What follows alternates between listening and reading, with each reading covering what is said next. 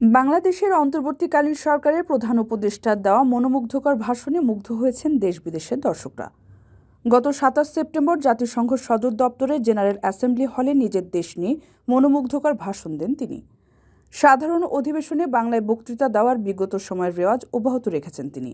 বক্তব্যে অধ্যাপক ইউনূস বাংলাদেশের রাজনৈতিক পরিবর্তন ও অন্তর্বর্তী সরকার গঠনের প্রেক্ষাপট নিয়ে কথা বলেন। বাংলাদেশের বৈষম্য বিরোধী ও সরকার পতন আন্দোলনকে তিনি মনসুন রেভলিউশন বা মনসুন অভ্যুত্থান বলে আখ্যা দেন। তার সরকারের গৃহীত সংস্কার কার্যক্রম ও লক্ষ্য সম্পর্কেও ধারণা দেন তিনি। অধ্যাপক ইউনূস বলেন, আমাদের দেশের মানুষ মুক্তভাবে কথা বলবে, ভয়ভীতি ছাড়া সমাবেশ করবে, তাদের পছন্দের ব্যক্তিকে ভোট দিয়ে নির্বাচিত করবে, এটাই আমাদের লক্ষ্য। এছাড়াও তিনি ইসরায়েল গাজা ইউক্রেন যুদ্ধের কথা উল্লেখ করে বলেন, ফিলিস্তিনি জনগণের বিরুদ্ধে মানবতাবিরোধী অপরাধ হচ্ছে। এ সময় তিনি যুদ্ধবিরতির কথাও তুলে ধরেন।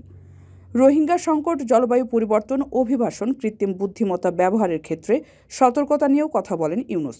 সবশেষ তিনি বলেন, দ্বিপাক্ষিক চুক্তিসহ সকল আন্তর্জাতিক চুক্তি মেনে চলার ব্যাপারে তার সরকার বদ্ধপরিকর।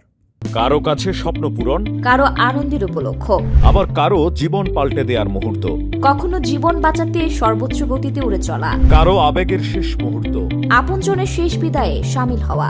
এমন সব ইচ্ছে পূরণে সর্বনিম্ন ভাড়ায় দ্রুতগতির বাহন প্রবাসী হেলিকপ্টার। আপনার প্রয়োজনে যোগাযোগ করুন আমাদের হটলাইনে।